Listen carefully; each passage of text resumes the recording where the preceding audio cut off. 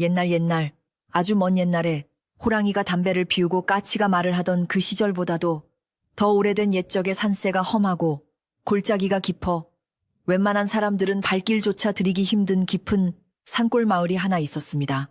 그 마을은 겨울이 되면 유난히 눈이 많이 내려 한번 눈이 내리기 시작하면 온 세상이 하얗게 뒤덮여 어디가 길이고 어디가 밭인지조차 구분할 수 없을 지경이 되곤 했습니다. 바람이 산등성이를 타고 내려와 마을을 휘감으면 처마 밑에 매달린 고드름들이 서로 부딪히며 쨍그랑거리는 소리를 내었고 굴뚝마다 피어오르는 하얀 연기만이 이 적막한 산골에 사람들이 살고 있음을 알려주는 유일한 신호였습니다. 마을 사람들은 넉넉하지 못한 살림에도 서로 돕고 의지하며 살았지만 그해 겨울은 유독 춥고 배고픈 날들이 길게 이어지고 있었습니다. 이 깊은 산골 마을의 가장 외진 곳, 다 쓰러져가는 초가집 한 채가 위태롭게 서 있었는데 그곳에는 병든 노모를 지극정성으로 모시는 효자 강쇠가 살고 있었습니다. 강쇠는 비록 가진 것은 없으나 마음만은 비단결처럼 곱고 성실하여 마을 어르신들이 입을 모아 칭찬하는 젊은이였습니다. 아버지를 일찍 여의고 홀어머니 밑에서 자란 강쇠는 어머니가 젊은 시절 고생만 하다가 병을 얻어 자리에 눕게 된 것이 마치 자신의 탓인 양 언제나 죄스러운 마음을 품고 살았습니다. 그는 남의 집 일을 거들어주거나 산에서 약초를 캐다 장에 내다 팔아 겨우 입에 풀칠을 하며 어머니의 약값을 마련하곤 했지만 그의 겨울은 눈이 너무 많이 내려 산을 오르기도 어렵고 일감도 끊겨 하루하루를 버티기가 그야말로 살얼음판을 걷는 듯 했습니다. 어느 날 밤 매서운 북풍한 설이 문풍지를 거세게 흔들어대고 지붕 위에 눈이 무너져 내릴 듯 쌓이던 때였습니다. 아랫목에 누워 계시던 어머니의 기침 소리가 유난히 깊고 거칠게 들려왔고 방 안의 냉기는 이불 틈새를 파고들어 뼛속까지 시리게 만들었습니다. 감은 이미 바닥을 보인 지 오래였고 아궁이의 온기는 식어버린 재처럼 싸늘하게 변해 있었습니다. 강쇠는 어머니의 기침 소리를 들으며 뜬 눈으로 밤을 지새웠고 날이 밝는 대로 무슨 수를 써서라도 팩감을 구해와야겠다고 굳게 다짐했습니다. 방 안에 물그릇이 꽁꽁 얼어붙을 정도로 추운 날씨였지만 어머니를 차가운 방에 계속 눕혀둘 수는 없었기에 강쇠는 해가 뜨기도 전에 자리에서 일어났습니다. 희끄무레한 새벽빛이 창호지 문을 통해 스며들 무렵 강쇠는 낡고 해진 무명옷을 몇 겹 껴입고 발목을 단단히 묶은 뒤 지게를 짊어지고 밖으로 나섰습니다. 문을 열자마자 몰아치는 눈보라가 얼굴을 때리고 무릎까지 빠지는 눈길이 그의 앞을 가로막았습니다. 마을길은 이미 눈에 파묻혀 흔적조차 없었고 산으로 향하는 길은 짐승들조차 다니지 않아 고요함 그 자체였습니다.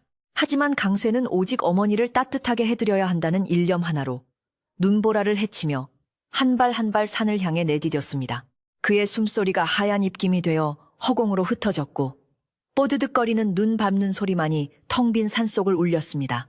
산을 오르면 오를수록 눈은 더욱 깊어졌고 나뭇가지마다 두껍게 쌓인 눈꽃들이 무게를 이기지 못해 축 늘어져 있었습니다.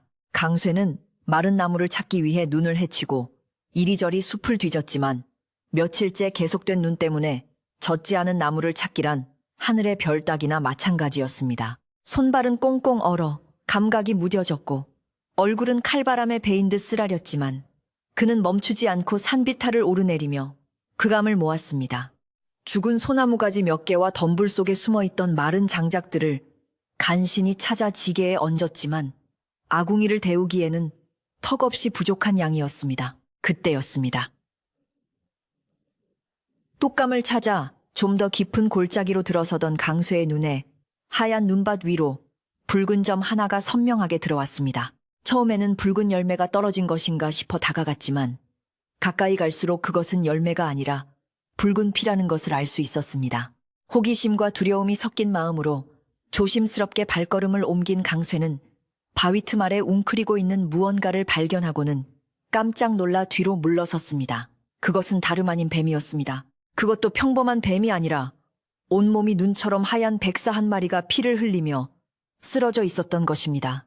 백사는 짐승에게 공격을 당했는지 몸통 한가운데가 찢겨 붉은 피가 배어 나오고 있었고 추위에 얼마나 떨었는지 몸은 딱딱하게 굳어가고 있었습니다. 예로부터 백사는 영물이라 하여 함부로 대하면 화를 입는다는 말이 있었기에 강쇠는 순간적으로 도망치고 싶은 마음이 들었습니다.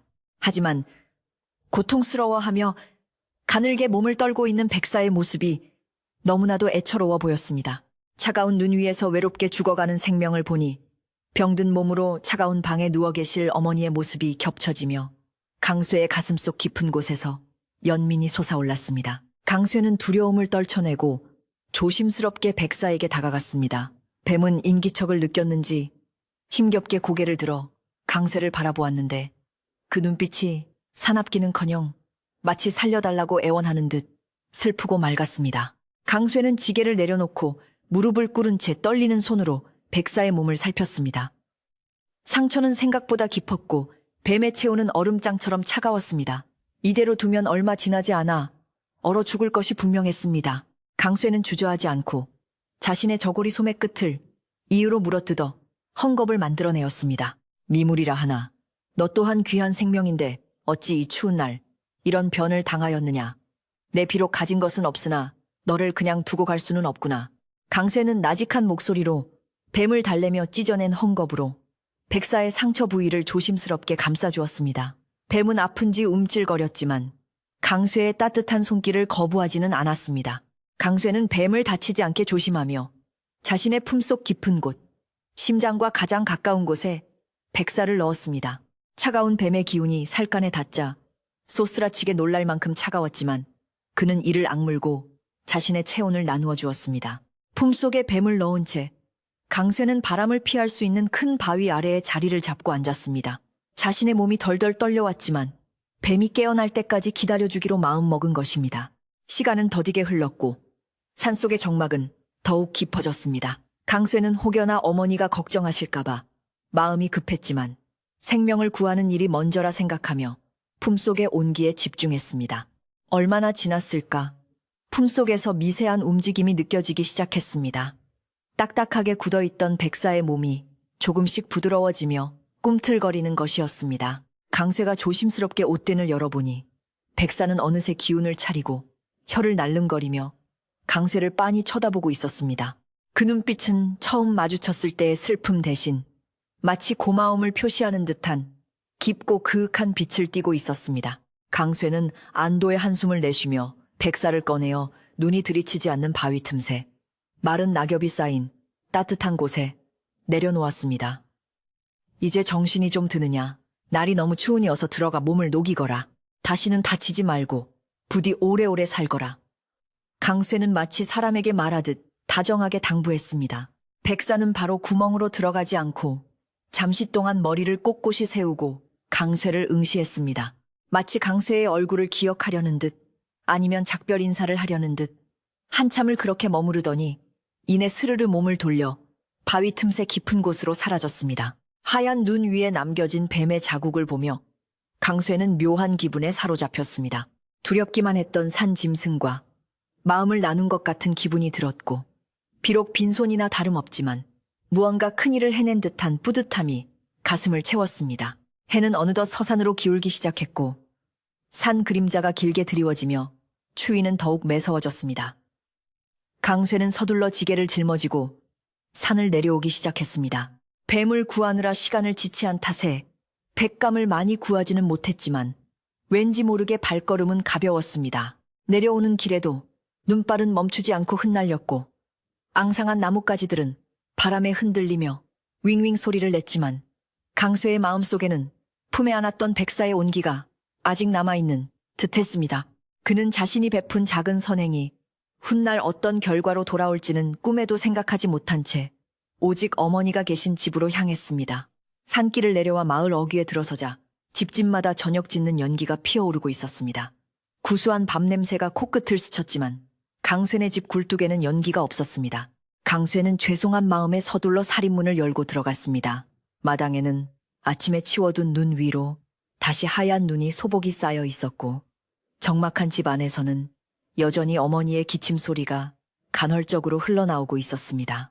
강쇠는 지게를 내려놓고 부엌으로 달려가 구해온 얼마 안 되는 곶감으로 서둘러 아궁이에 불을 지폈습니다. 메마른 장작이 타닥타닥 소리를 내며 타오르자 차갑게 식어있던 방바닥으로 온기가 퍼져나갔습니다. 강쇠는 윗목에 놓인 물그릇을 녹여 따뜻한 물을 한 대접 떠서 어머니께 드렸습니다. 어머니 많이 추우셨지요? 산에 눈이 깊어 나무를 많이 해오지 못했습니다. 죄송합니다. 강쇠가 어머니의 야윈 손을 잡으며 말하자 어머니는 힘없는 눈빛으로 아들을 바라보며 고개를 저으셨습니다. 아니다. 이 험한 날씨에 무사히 돌아온 것만으로도 고맙다. 내 옷이 다 젖었구나. 어서 아랫목에 몸을 녹이거라. 어머니의 따뜻한 말 한마디에 강쇠는 하루 종일 얼어붙었던 몸과 마음이 녹아내리는 것 같았습니다. 비록 저녁거리가 마땅치 않아 묽은 죽으로 끼니를 때워야 했지만 강쇠는 불평 한마디 하지 않았습니다.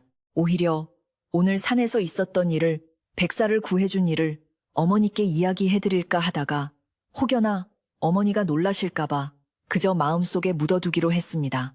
백사는 영물이니 좋은 일이 생길지도 모른다는 막연한 기대감을 품은 채 말입니다. 방 안의 온기는 미미했지만 모자의 정은 그 어떤 화로보다도 뜨거웠습니다. 밤이 깊어지자 눈보라 소리는 더욱 거세졌고 세상은 온통 칠흑 같은 어둠 속에 잠겼습니다. 강쇠는 어머니가 잠드신 것을 확인하고 자신도 낡은 이불을 덮고 자리에 누웠습니다. 피로가 몰려와 눈꺼풀이 천근만근 무거워졌지만 눈을 감으면 낮에 보았던 백사의 맑은 눈빛이 선명하게 떠올랐습니다. 그 신비로운 눈빛은 마치 강쇠에게 무언가를 말하고 싶은 듯 했고 강쇠는 기묘한 편안함을 느끼며 서서히 꿈나라로 빠져들었습니다.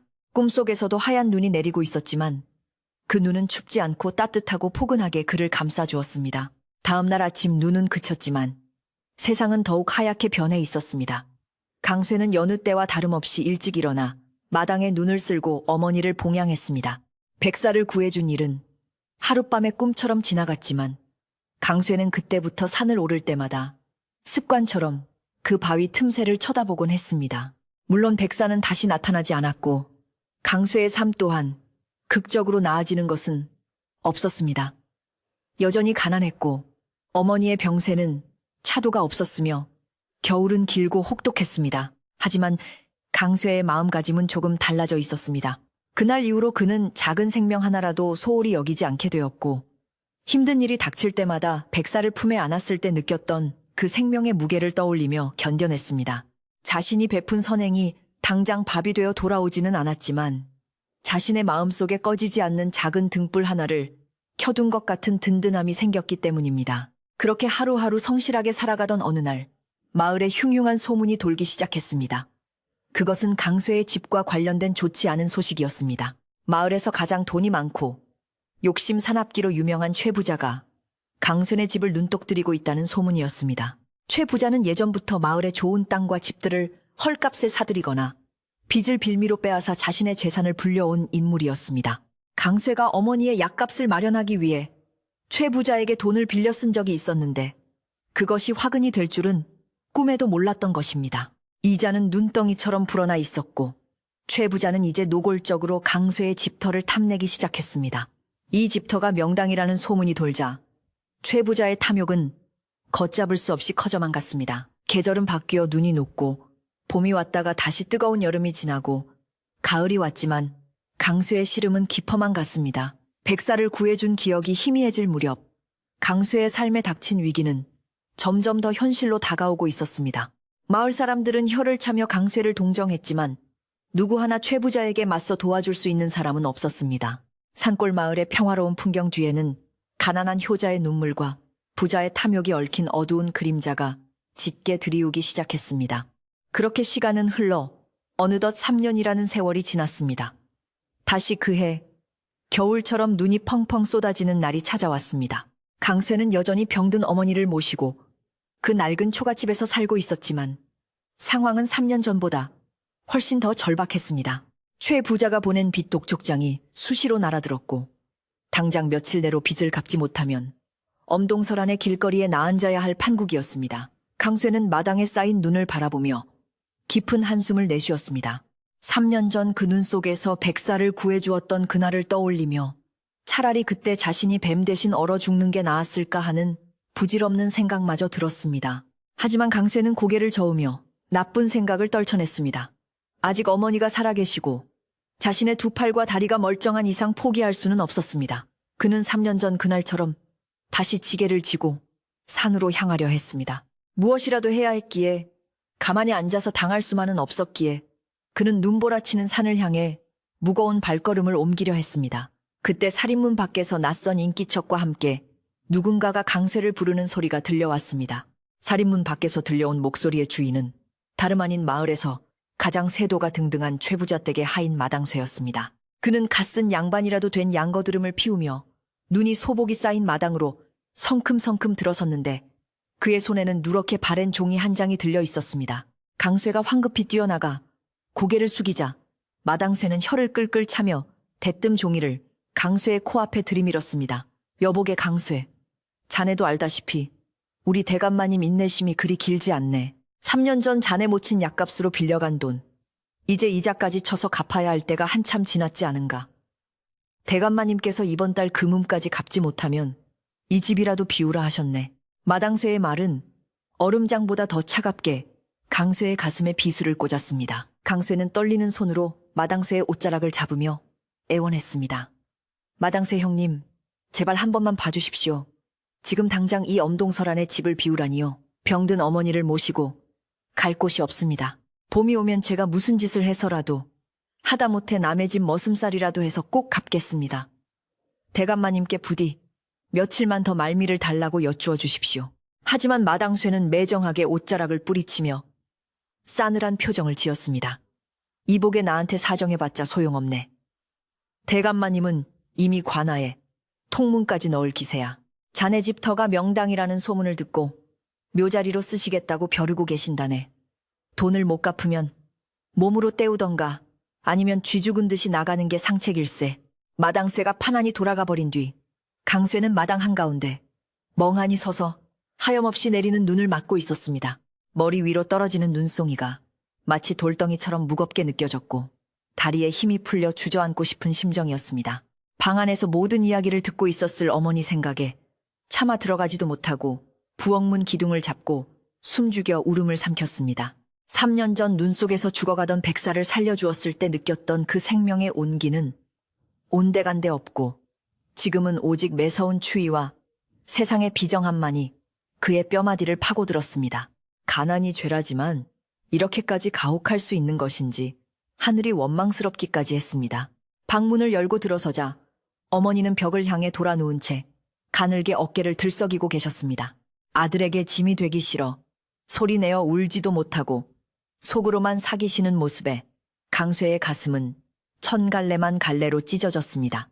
강쇠는 아무 일 없다는 듯 밝은 목소리를 억지로 짜내어 어머니의 어깨를 주물러 드렸습니다. 어머니 걱정 마세요. 최 부자, 어른께서 조금 재촉하시는 것뿐이지 설마 우리를 정말 쫓아내시겠습니까? 제가 내일 장터에 나가서 나무라도 한 짐 더 팔고 마을 어르신들께 사정도 해볼 테니 너무 심려치 마세요. 하지만 어머니의 손등 위로 떨어진 뜨거운 눈물방울은 거짓말을 하지 못했습니다. 다음 날부터 마을에는 강쇠네 집에 대한 소문이 흉흉하게 돌기 시작했습니다. 빨래터에 모인 아낙네들은 입을 모아 최 부자의 욕심을 성토했습니다. 아이고, 그 욕심쟁이 최 부자가 결국 강쇠네 집까지 삼키려나 보네.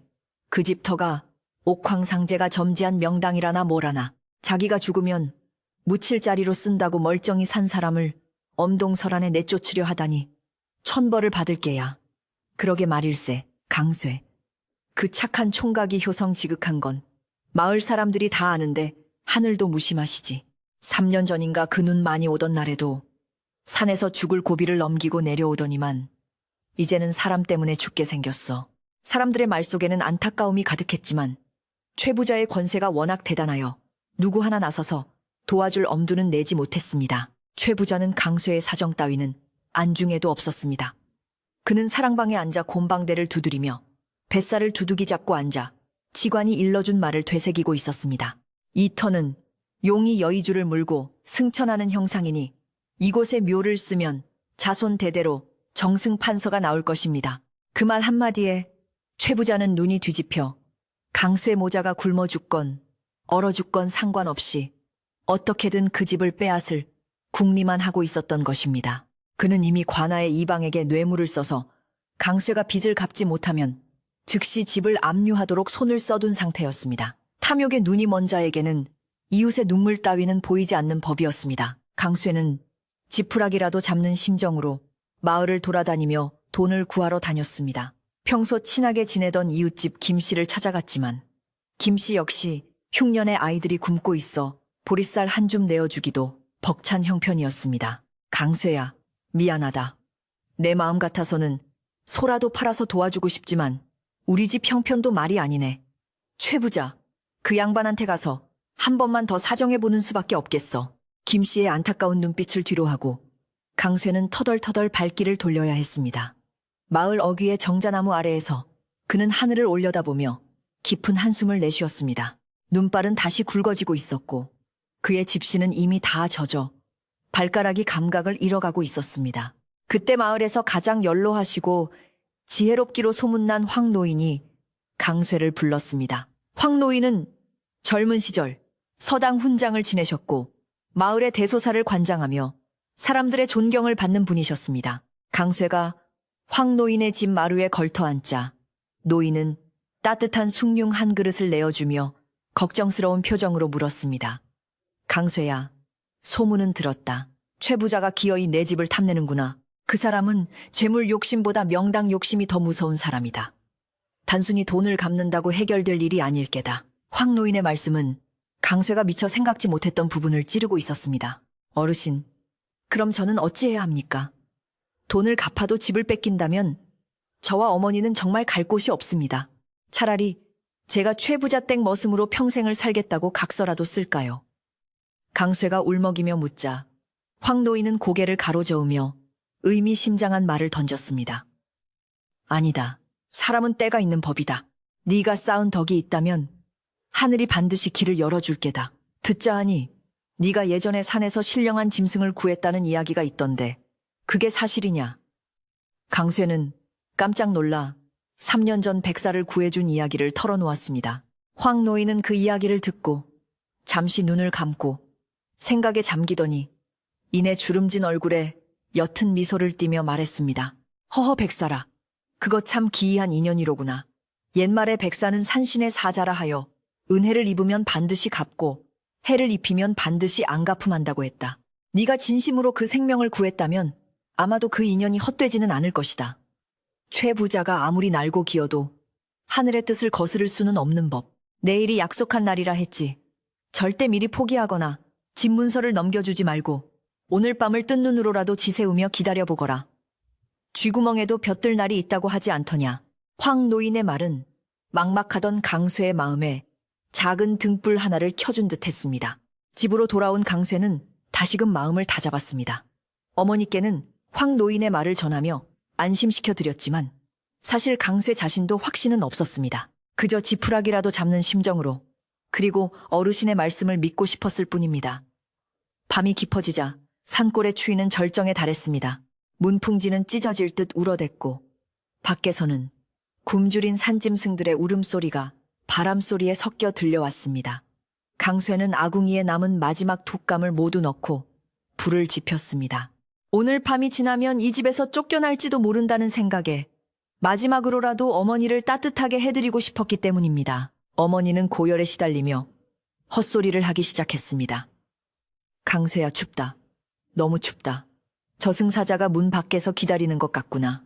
어머니의 헛소리에 강쇠는 가슴이 미어지는 것 같았습니다. 물수건으로 어머니의 이마를 닦아드리며 강쇠는 속으로 간절히 기도했습니다. 천지신명님, 산신령님, 그리고 제가 구해준 백사님, 제발 우리 어머니를 살려주세요. 이 집을 지킬 수 있게 도와주세요. 제가 지은 죄가 있다면 달게 받겠으나 평생 고생만 하신 어머니에게는 제발 자비를 베풀어 주십시오. 그의 기도는 눈물이 되어 어머니의 뺨 위로 뚝뚝 떨어졌습니다. 시간은 속절없이 흘러 자정이 넘었습니다. 최 부자가 통보한 기한이 이제 몇 시간 남지 않은 것입니다. 강쇠는 뜬 눈으로 어머니 곁을 지키며 밖에서 들려오는 아주 작은 소리에도 귀를 기울였습니다. 바람소리인지, 눈 쌓이는 소리인지, 아니면 최 부자가 보낸 하인들의 발자국 소리인지 구분이 가지 않았습니다. 공포와 불안감이 엄습해올 때마다 그는 3년 전 백사의 그 맑은 눈동자를 떠올리려고 애썼습니다. 분명 살려달라는 눈빛이 아니었어. 고맙다고 잊지 않겠다고 말하는 눈빛이었어. 강쇠는 스스로에게 최면을 걸듯 되뇌었습니다. 바로 그때였습니다. 밖에서 거센 바람 소리와는 다른 뭔가 묵직하고도 신비로운 소리가 들려왔습니다. 마치 누군가가 눈을 밟으며 천천히 다가오는 소리 같기도 했고 옷자락이 스치는 소리 같기도 했습니다. 하지만 이상하게도 사나운 개들이 짖지도 않았고 닭들도 울지 않았습니다. 오직 고요함 속에서 그 소리만이 점점 선명하게 대문 쪽으로 다가오고 있었습니다. 강쇠는 숨을 죽이고 방문 쪽을 응시했습니다. 혹시 최 부자가 보낸 왈패들이 들이닥친 것은 아닐까 하는 두려움에 심장이 쿵쾅거렸습니다. 하지만 그 인기척은 거칠거나 난폭하지 않았습니다. 오히려 매우 조심스럽고 정중한 느낌이었습니다. 살인문이 삐걱거리며 열리는 소리가 들리더니 이내 마당을 가로질러 방문 앞까지 다가와 멈추는 기척이 느껴졌습니다. 강쇠는 용기를 내어 문고리를 잡았습니다. 누구십니까? 이 야심한 시각에 뉘신지요? 강쇠의 떨리는 목소리가 방 밖으로 새어나갔습니다. 잠시 정적이 흐른 뒤 밖에서 났지만 맑고 청아한 목소리가 들려왔습니다. 그것은 사람의 목소리였지만 어딘가 모르게 세상의 때가 묻지 않은 듯한 신비한 울림을 가지고 있었습니다. 주인장 밤늦게 실례합니다. 오래전 입은 은혜를 잊지 못해 찾아온 나그네입니다. 잠시 문을 열어주시겠습니까? 그 목소리를 듣는 순간 강쇠의 머릿속에 번개처럼 스치는 기억이 있었습니다. 3년 전 그 눈 덮인 산속에서 느꼈던 묘한 기운, 그리고 백사가 사라지기 전 자신을 바라보던 그 깊은 눈빛이 떠오른 것입니다. 강쇠는 홀린 듯이 문고리를 돌려 문을 열었습니다. 문이 열리자 차가운 밤 공기와 함께 하얀 눈밭이 펼쳐졌고 그 한가운데 믿을 수 없는 광경이 강쇠를 기다리고 있었습니다. 문 밖에는 머리부터 발끝까지 눈처럼 하얀 옷을 입은 선비 같기도 하고 도사 같기도 한 기이한 인물이 서 있었습니다. 그의 얼굴은 달빛을 받아 창백하게 빛나고 있었는데 놀랍게도 그 눈매가 3년 전 강쇠가 구해준 백사의 눈과 너무나도 닮아 있었습니다. 그는 강쇠를 보자마자 허리를 깊이 숙여 정중하게 인사를 올렸습니다. 그의 뒤로는 발자국이 하나도 찍혀 있지 않아 마치 하늘에서 내려온 사람처럼 보였습니다. 강쇠는 너무 놀라 말문이 막힌 채 그저 멍하니 그를 바라볼 뿐이었습니다. 선비는 품에서 작은 함 하나를 꺼내어 강쇠에게 내밀었습니다. 그 함은 자개로 장식되어 달빛 아래서 영롱한 빛을 뿜어내고 있었습니다. 이것은 제 작은 성애입니다. 3년 전 당신의 따뜻한 체온이 아니었다면 저는 지금 이 자리에 없었을 것입니다. 부디 이것으로 당신의 근심을 덜고 병환 중인 모친을 살리시길 바랍니다. 선비의 목소리는 따뜻한 봄바람처럼 강쇠의 얼어붙은 마음을 녹여주었습니다. 강쇠가 떨리는 손으로 함을 받아들자 선비는 옅은 미소를 지으며 뒷걸음질 쳤습니다. 잠시만요. 성함이라도, 아니, 누구신지라도 알려주십시오. 강쇠가 급히 외쳤지만 선비는 인연이 닿으면 또 보게 될 것입니다. 라는 말만 남긴 채 순식간에 눈보라 속으로 사라져버렸습니다. 마치 연기처럼 흩어지는 그의 뒷모습을 보며 강쇠는 이것이 꿈인지 생시인지 분간할 수 없었습니다. 하지만 손에 들린 묵직한 함의 무게와 손끝에 전해지는 따스한 온기는 이것이 분명한 현실임을 말해주고 있었습니다. 강쇠는 멍하니 서 있다가 정신을 차리고 방 안으로 들어왔습니다.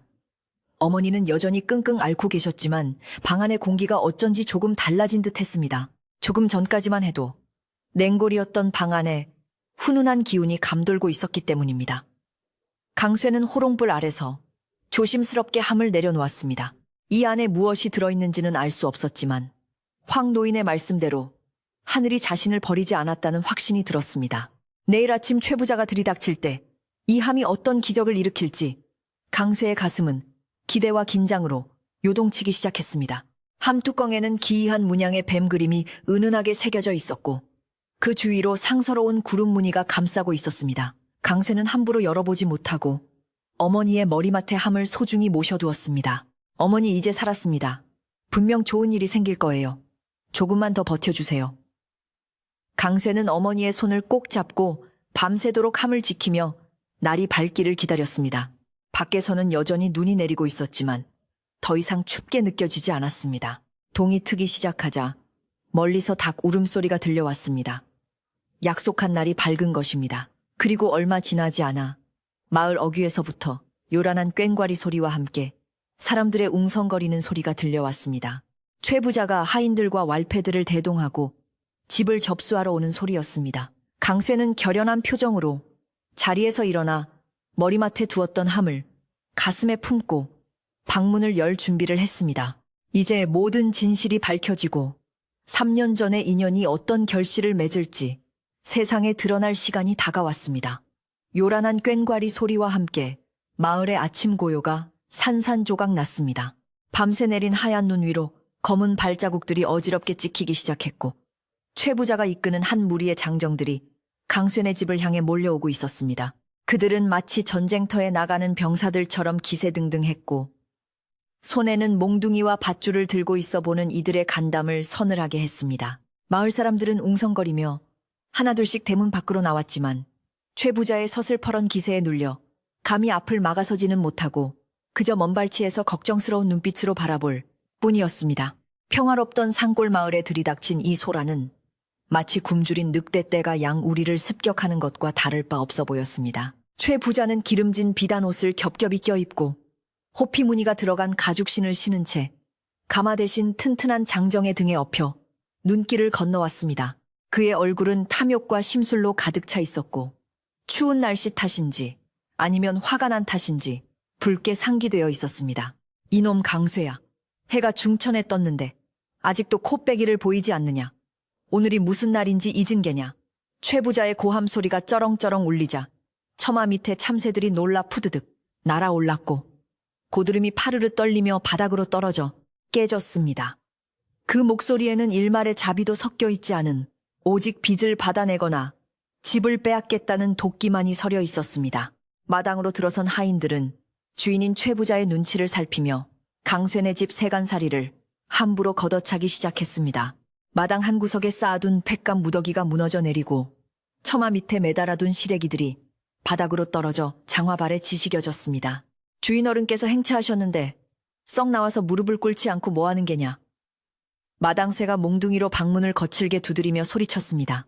낡은 창호지 문은 금방이라도 부서질 듯 위태롭게 흔들렸고 그 안에서 숨죽이고 있을 강쇠 모자의 두려움이 문 밖까지 전해지는 듯 했습니다. 마을 사람들은 아이고 저런 천벌을 받을 짓을 하며 혀를 찼지만 누구 하나 나서서 말리지 못하는 현실이 야속하기만 했습니다. 방 안에서 강쇠는 어머니의 손을 꼭 잡고 떨리는 마음을 진정시키고 있었습니다. 밖에서 들려오는 욕설과 물건 부서지는 소리에 어머니는 공포에 질려 파랗게 질린 얼굴로 아들을 바라보았습니다. 강쇠야, 나가자. 나가서 빌자. 이 엄동설 안에 쫓겨나더라도 여기서 매 맞아 죽는 것보다는 낫지 않겠느냐. 어머니의 애원 섞인 목소리에 강쇠는 이를 악물었습니다. 아닙니다, 어머니. 우리는 죄를 짓지 않았습니다. 그리고 하늘이 우리를 도우셨습니다. 저를 믿으세요. 강쇠는 간밤에 선비가 주고 간함을 가슴에 품고 결연한 표정으로 자리에서 일어났습니다. 드디어 삐걱거리는 소리와 함께 방문이 열리고 강쇠가 마당으로 모습을 드러냈습니다. 초라한 무명옷 한 벌에 집신을 신은 남루한 차림이었지만 그의 눈빛만은 어느 때보다 맑고 깊게 빛나고 있었습니다. 강쇠가 나타나자 소란스럽던 마당이 잠시 조용해졌습니다. 최 부자는 거만한 표정으로 지팡이를 짚고 서서 강쇠를 위아래로 훑어보았습니다. 이제야 기어 나오는구나. 그래, 돈은 준비되었느냐? 내 인내심이 바닥난 지 오래다. 당장 돈을 내놓지 못하면 지금 즉시 이 집을 허물고 내 놈들을 쫓아낼 것이다. 강쇠는 마당으로 내려와 최 부자 앞에 정중하게 허리를 숙였습니다. 비록 빚쟁이의 신분이었지만 그의 태도에는 비굴함이 없었고 오히려 당당한 기품이 서려 있었습니다. 대감마님 날이 춥습니다. 부디 노여움을 거두십시오. 약속한 날짜가 오늘이니 제가 빚을 갚으면 되는 것 아니겠습니까? 하물며 어르신 같은 덕망 높은 분께서 병든 노모가 있는 집을 이렇게 험하게 다루시는 것은 도리가 아니라고 생각됩니다. 강쇠의 차분한 말대꾸에 최 부자의 눈썹이 꿈틀거렸습니다. 감히 빚쟁이 주제에 훈계를 한다고 생각했기 때문입니다. 이놈이 어디서 말대꾸냐? 내 놈이 갚을 돈이 어디 있다고 입을 놀려? 당장 저놈을 멍석말이 하여라. 최 부자가 고래고래 소리를 지르자 하인들이 몽둥이를 들고 강쇠에게 달려들 기세를 보였습니다. 그때 마을의 황 노인이 지팡이를 짚고 사람들 틈에서 걸어 나왔습니다. 여보게 최부자 그만하게. 아이가 돈을 갚겠다고 하지 않는가. 드러나 보고 화를 내도 늦지 않네. 황 노인의 점잖은 호통에 최부자는 멈칫했습니다. 마을 어른의 체면을 봐서라도 무작정 매질을 할 수는 없었기 때문입니다. 최부자는 콧방귀를 뀌며 비릿한 미소를 지었습니다. 좋소. 황 어르신 체면을 봐서 내 드러나 봅시다. 그래. 그 찢어지게 가난한 살림에 3년 묵은 빚과 이자를 갚을 돈이 어디서 났단 말이냐. 혹시 도둑질이라도 한 게냐. 아니면 산삼이라도 캐왔느냐. 최부자의 비아냥거림에 하인들이 낄낄거리며 웃어댔습니다. 그들은 강쇠가 빈손으로 나와 읍소할 것이라 확신하고 있었고 그 처절한 모습을 구경거리 삼아 즐기고 있는 것이 분명했습니다.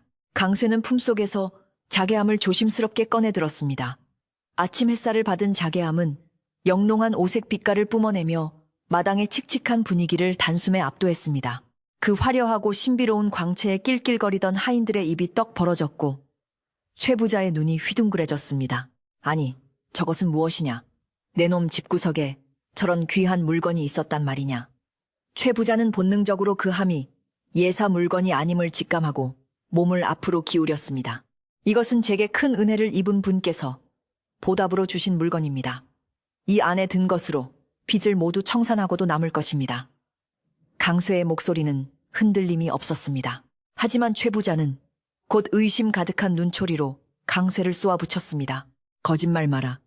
내 놈 같은 총구석 무지랭이에게 그런 귀한 함을 줄 사람이 어디 있느냐. 필시 어느 양반집 담을 넘어 훔쳐온 것이 분명하다. 여봐라. 당장 저놈을 포박하고 관하에 넘겨라 도둑놈이다.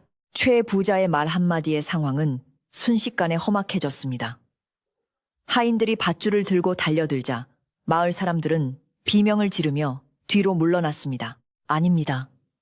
절대 훔친 물건이 아닙니다.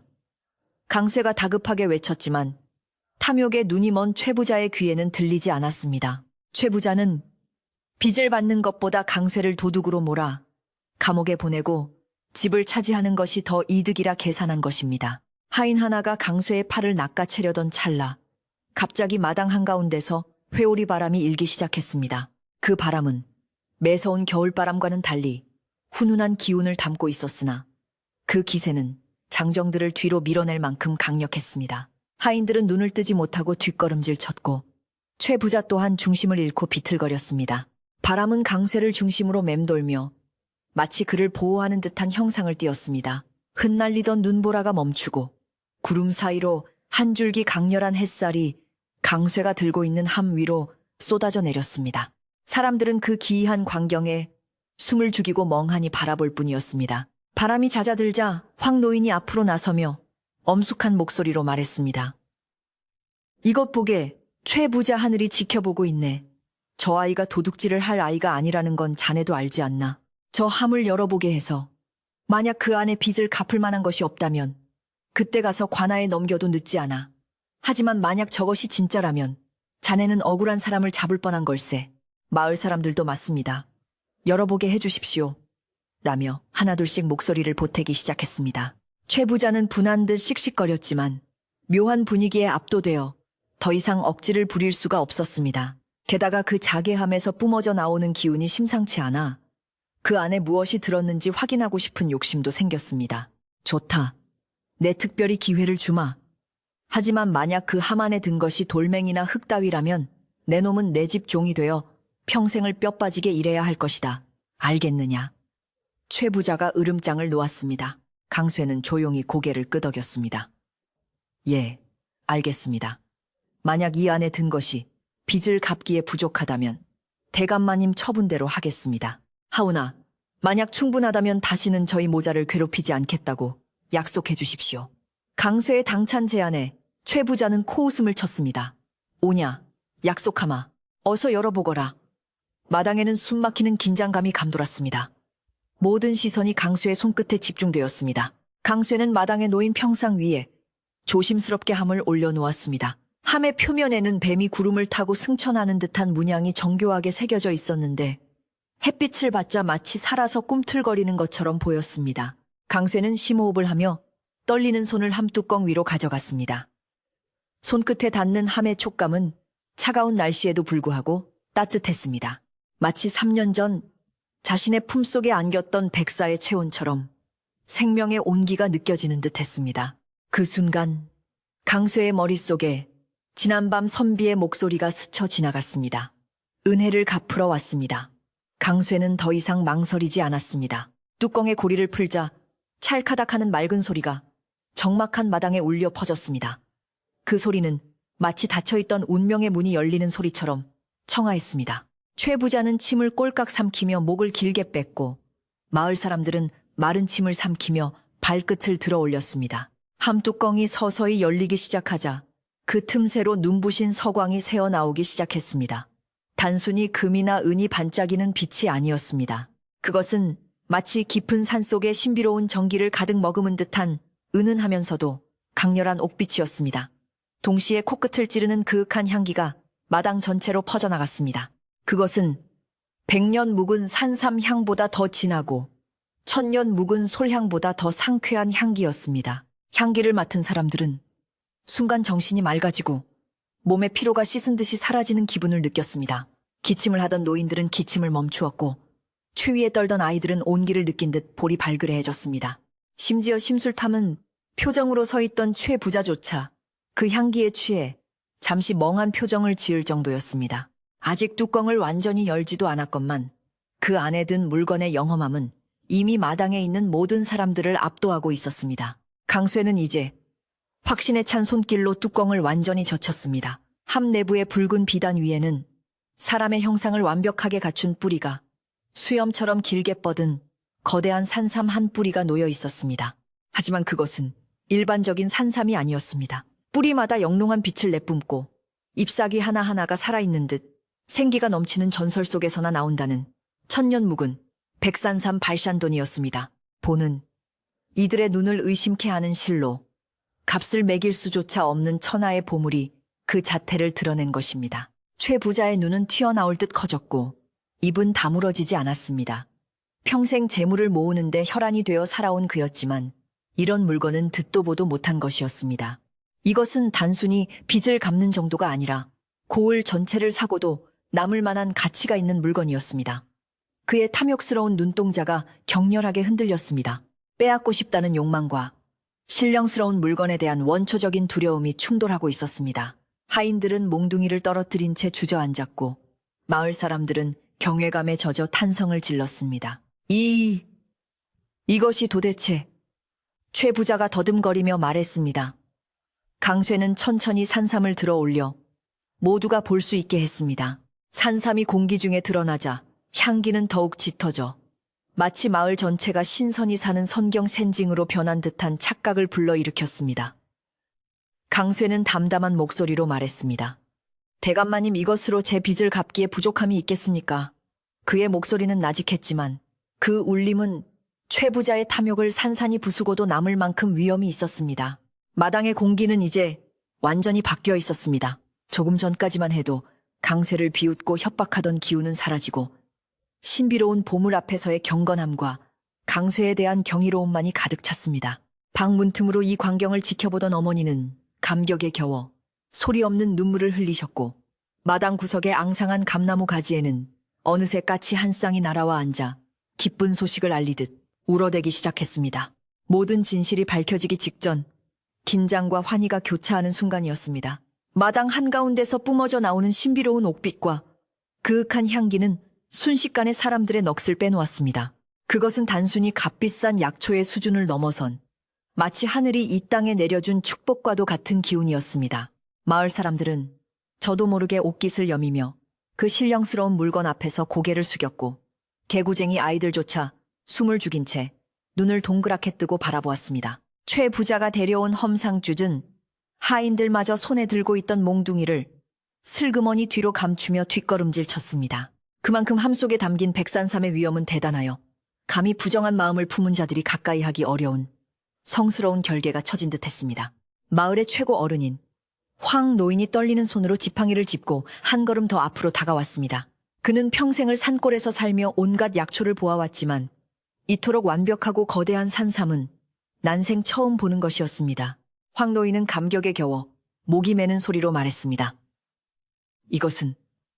이것은 전설 속에서나 듣던 천년 묵은 동자삼이 분명하네.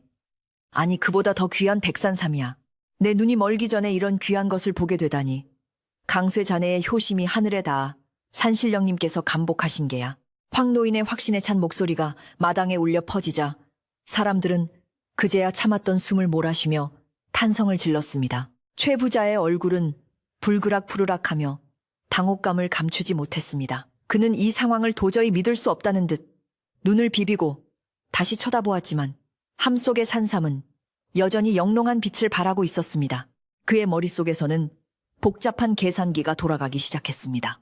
저 산삼을 손에 넣기만 한다면 대대손손 부귀영화를 누릴 수 있을 것이라는 탐욕과 만약 저것이 진짜 산신령의 선물이라면 함부로 건드렸다가는 큰 화를 입을지도 모른다는 공포가 팽팽하게 맞서고 있었기 때문입니다. 하지만 평생을 돈의 노예로 살아온 그는 결국 탐욕의 손을 들어올리고 말았습니다. 이보게, 황 노인 섣불리 판단하지 마시오. 저런 귀물이 이런 다 쓰러져가는 초가집에 있을 리가 없지 않소. 필시 눈속임이거나 어디서 훔쳐온 작물이 분명하오.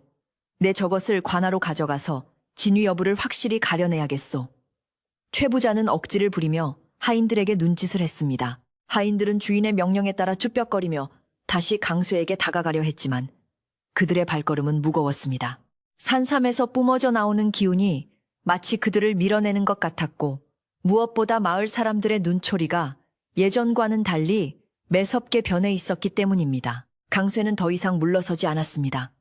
그는 함을 굳게 닫아 가슴에 품고 결연한 눈빛으로 최 부자를 똑바로 응시했습니다. 대감마님, 이것이 작물이 아니라는 것은 하늘이 알고 땅이 알며 여기 계신 마을 어르신들이 증인입니다. 어젯밤 저를 찾아온 선비님이 주신 것이며 이는 3년 전 제가 쌓은 작은 덕에 대한 보답이라 하셨습니다.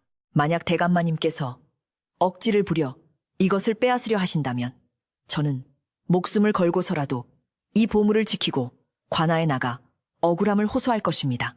강쇠의 목소리에는 서리빨 같은 기세가 서려 있어 최 부자조차 흠칫 놀라 뒤로 물러섰습니다. 그때 방 안에서 지켜보던 어머니가 방문을 활짝 열고 마당으로 걸어 나오셨습니다.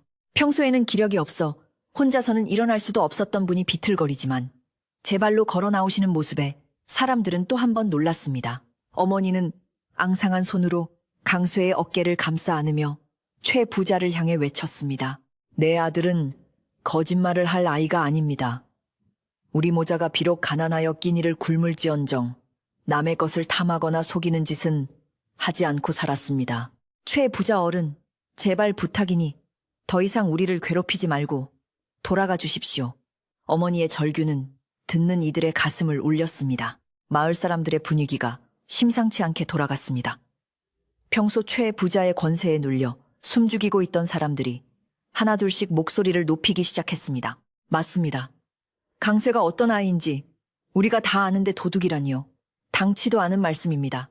최 부자 어른 너무하십니다. 빚을 갚겠다고 저렇게 귀한 것을 내놓았는데 그것마저 빼앗으려 하시다니요.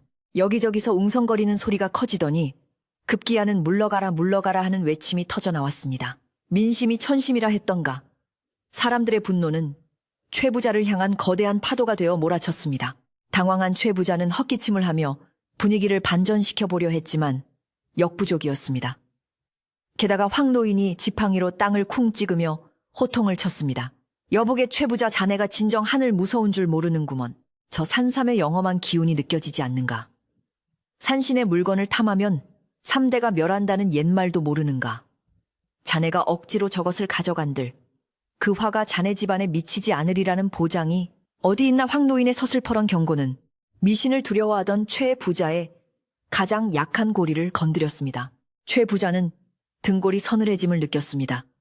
곰곰이 생각해보니 어젯밤 꿈자리가 뒤숭숭했던 것도 같고 아침에 나오는데 까마귀가 울어대던 것도 불길하게 느껴졌습니다. 만약 저것이 진짜 영물이라면 억지로 빼앗았다가 오히려 자신이 병을 얻거나 집안이 망할 수도 있다는 두려움이 엄습했습니다. 그는 재물 욕심이 많았지만 그보다 더 자기 목숨을 아끼는 사람이었습니다. 결국 최 부자는 꼬리를 내리기로 결심했습니다.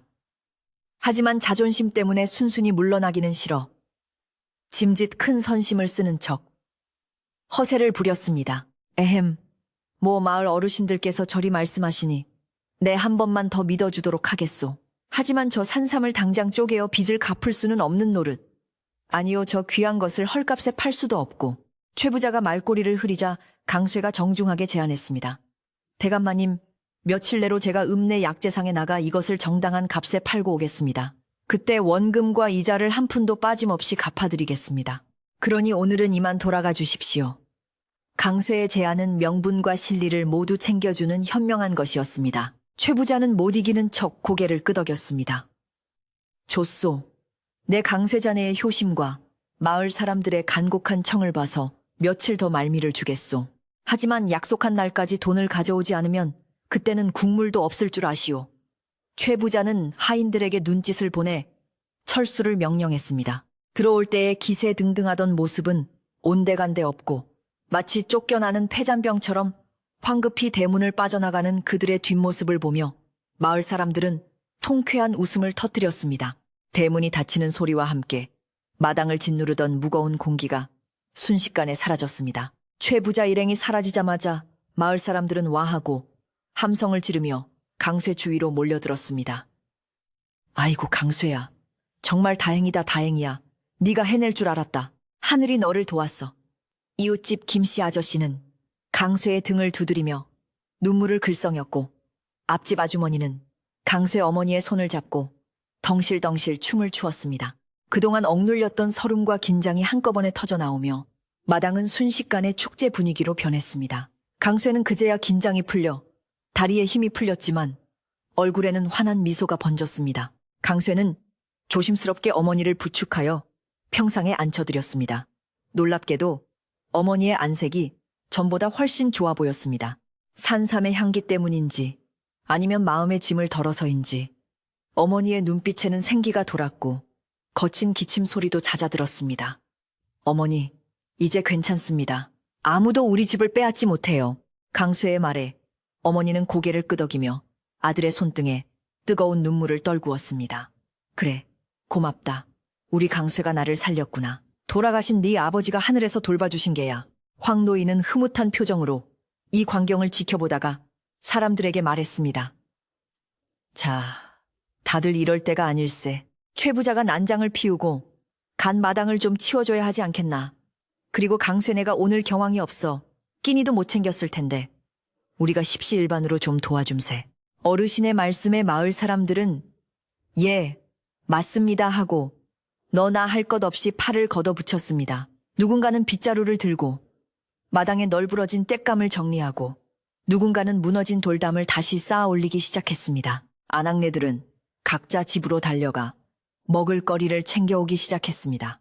김이 모락모락 나는 보리밥 잘 익은 김치, 아껴두었던 마른 생선 한 마리 등 비록 소박하지만 정성이 가득 담긴 음식들이 강쇠네 부엌으로 모여들었습니다. 강쇠는 이웃들의 따뜻한 마음에 가슴이 벅차올라 어쩔 줄을 몰랐습니다.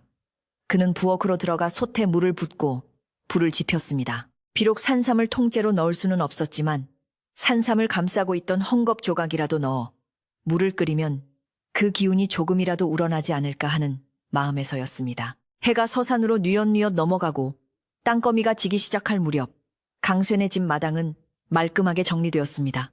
짓밟혔던 눈은 깨끗하게 치워졌고 부서진 문짝도 튼튼하게 고쳐졌습니다. 부엌에서는 구수한 밥 냄새와 된장국 냄새가 피어올라 온 집안을 따뜻하게 채웠습니다. 강쇠는 멍석을 깔고 작은 소반을 차려 어머니와 황노인 그리고 도와준 이웃들을 초대했습니다. 비록 진수성찬은 아니었지만 그 어떤 임금님의 수라상보다도 귀하고 맛있는 저녁상이 차려졌습니다. 자, 다들 많이 드시게. 오늘은 정말 기쁜 날일세. 황노인이 숟가락을 들자 모두가 즐겁게 식사를 시작했습니다.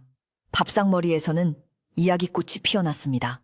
3년 전 강쇠가 백사를 구해준 이야기부터 어젯밤 선비가 찾아온 신비한 이야기, 그리고 오늘 낮 최 부자가 꽁무니를 빼던 우스꽝스러운 모습까지 이야기의 주제는 끝이 없었습니다.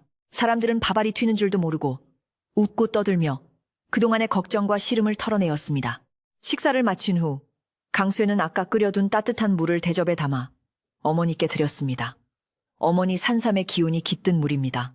이거 드시고 기운 차리세요. 어머니는 그 물을 한 모금 마시더니 눈이 번쩍 뜨이는 것 같다며 좋아하셨습니다. 실제로 그 물에는 산삼의 향이 은은하게 배어 있어 마시는 사람마다 머리가 맑아지고 몸이 가벼워지는 것을 느꼈습니다. 이웃들도 한 모금씩 나누어 마시며 서로의 건강과 복을 빌어주었습니다. 밤이 깊어가자 마을 사람들은 하나둘씩 집으로 돌아갔습니다. 강쇠야, 무슨 일 있으면 언제든지 부르거라. 그래, 이제 맘 편히 발 뻗고 자거라. 이웃들의 다정한 인사가 귓가에 맴돌았습니다. 모두가 돌아간 뒤 강쇠는 다시 조용해진 마당에 서서 밤하늘을 올려다보았습니다. 어제까지만 해도 차갑고 무섭게만 느껴지던 겨울밤 하늘이 오늘은 보석을 뿌려놓은 듯 아름답고 평온하게 느껴졌습니다. 달빛은 은은하게 마당을 비추고 있었고 처마 끝에 매달린 풍경 소리도 경쾌하게 들렸습니다. 강쇠는 방으로 들어와 어머니의 잠자리를 봐드렸습니다.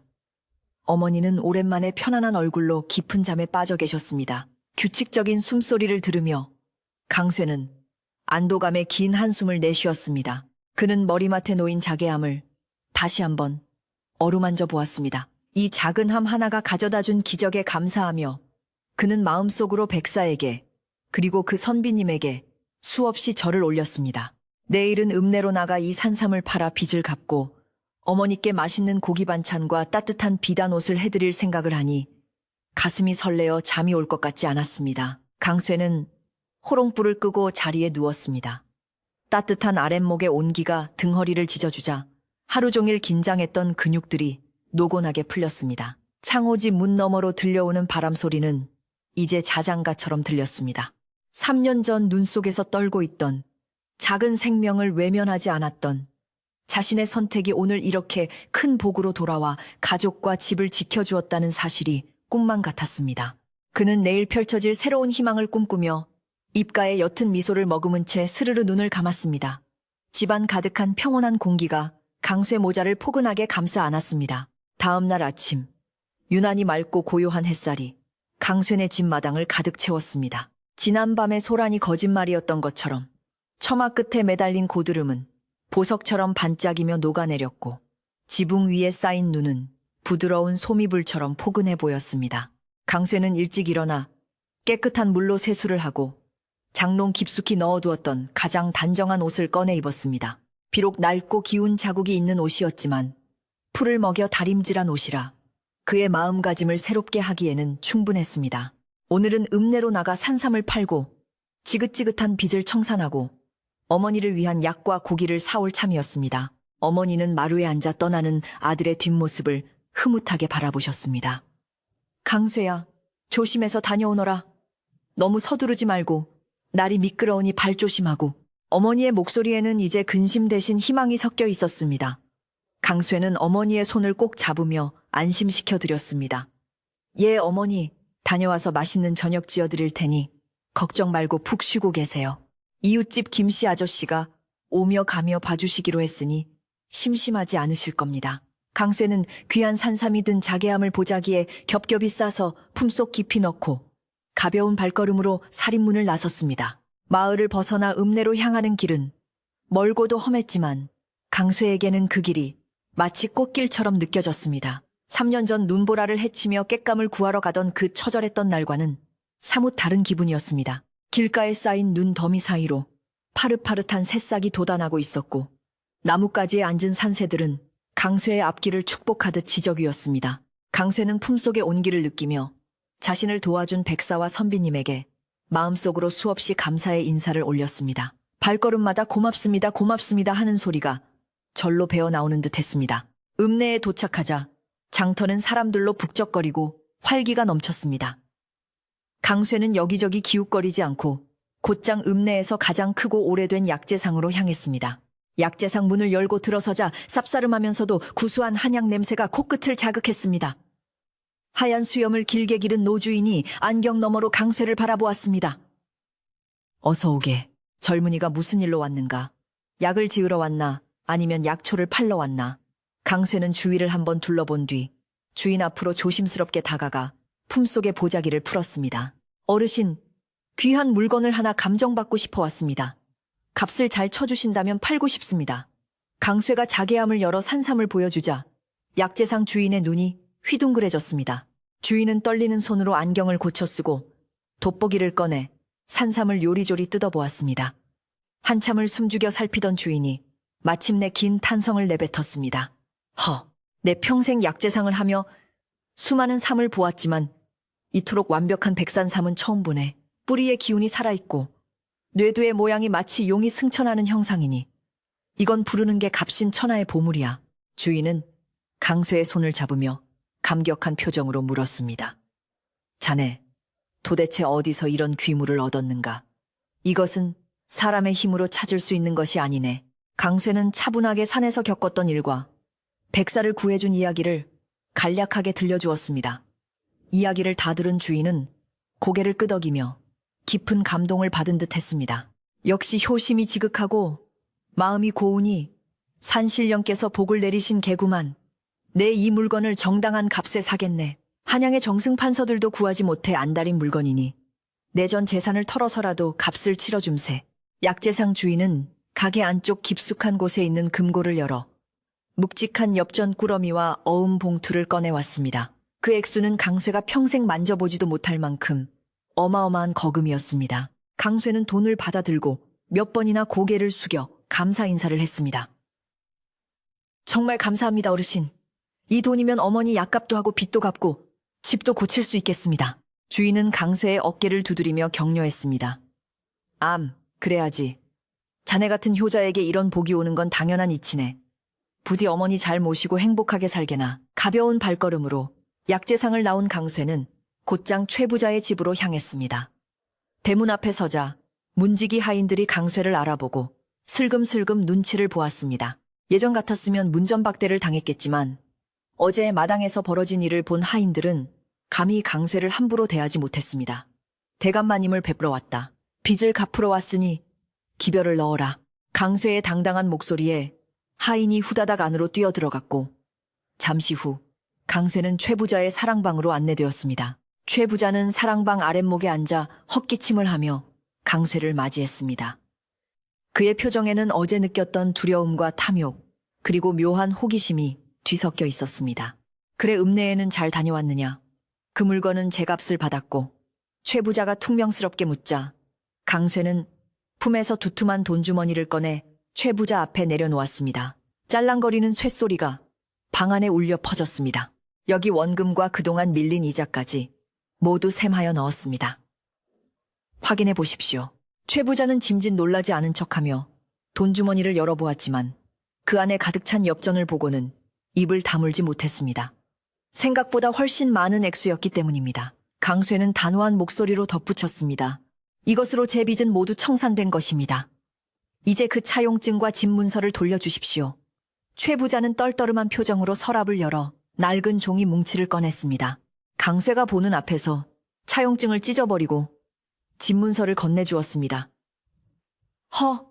거참. 자네가 정말 해낼 줄은 몰랐네. 알겠네, 이제 우리 사이에 빚은 없는 걸세. 집문서를 다시 손에 쥐었을 때 강쇠는 온몸에 전율이 흐르는 것을 느꼈습니다. 드디어 이 집이 온전히 자신의 것이 된 것입니다. 더 이상 쫓겨날 걱정 없이 어머니와 마음 편히 살 수 있다는 사실에 가슴이 벅차올랐습니다. 강쇠는 최부자에게 정중히 인사를 하고 일어섰습니다. 그동안 심려를 끼쳐 죄송했습니다. 그리고 기다려주셔서 감사합니다. 강쇠의 깍듯한 태도에 최부자는 얼굴이 붉어지며 고개를 돌렸습니다. 자신의 비루한 욕심이 강쇠의 큰 그릇 앞에서 더욱 초라하게 느껴졌기 때문일 것입니다. 최부자 댁을 나온 강쇠는 이제 즐거운 마음으로 장을 보기 시작했습니다. 가장 먼저 포목점에 들러 어머니에게 드릴 두툼한 소미불과 고운 비단 옷감을 샀습니다. 평생 거친 무명옷만 입고 사신 어머니가 따뜻하고 부드러운 옷을 입으실 모습을 상상하니 절로 미소가 지어졌습니다. 그 다음에는 정육점에 들러 소고기를 넉넉히 끊고 쌀가게에 들러 윤기가 자르르 흐르는 뺍쌀을 한 가마니 샀습니다.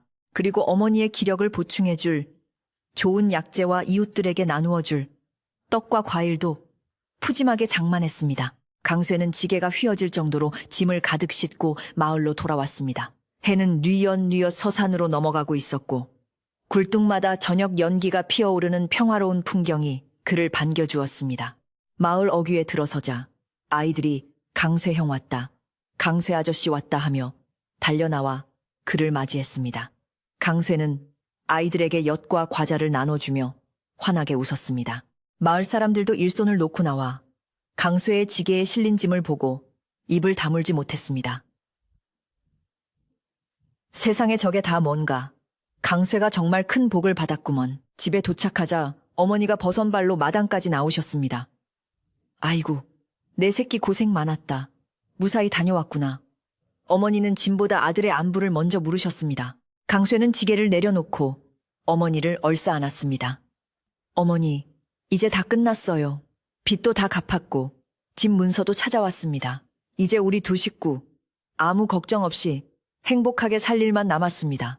그 말을 들은 어머니는 참았던 눈물을 터뜨리셨고 강쇠도 어머니의 등을 토닥이며 함께 기쁨의 눈물을 흘렸습니다. 그날 저녁 강쇠네 집에서는 작은 잔치가 열렸습니다.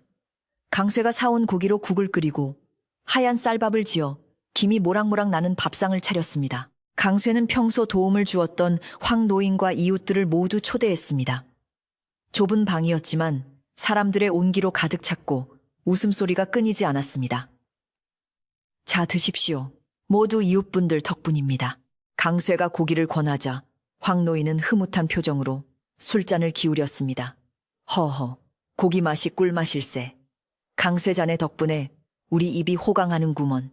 어머니는 새 비단 옷을 입고 아랫목에 앉아 계셨는데 그 모습이 마치 양반집 마님처럼 고와 보였습니다.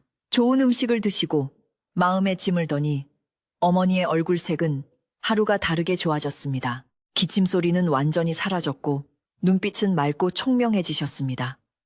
마을 사람들은 역시 효자 집안에 복이 들어온다더니 그 말이 딱 맞네라며 덕담을 아끼지 않았습니다. 강쇠는 이웃들이 맛있게 먹는 모습만 봐도 배가 부른 듯 밥상 한 구석에서 행복한 미소를 지으며 앉아 있었습니다. 며칠 후 강쇠는 남은 돈으로 집을 수리하기 시작했습니다. 구멍난 지붕을 걷어내고 튼튼한 볏짚으로 새로 이었고 바람이 새던 벽도 황토를 발라 꼼꼼하게 메웠습니다. 기울어졌던 담장도 다시 쌓고 마당 한 구석에는 어머니가 소일거리로 가꾸실 작은 텃밭도 일구었습니다. 동네 장정들이 모두 나와 제 일처럼 거들어주어 공사는 일사천리로 진행되었습니다. 낡고 초라했던 초가집은 어느새 마을에서 가장 튼튼하고 따뜻한 집으로 변모했습니다. 집수리가 끝나고 봄 기운이 완연해질 무렵 강쇠는 조용히 산을 올랐습니다. 3년 전 백사를 만났던 그 바위 골짜기를 찾아가기 위해서였습니다.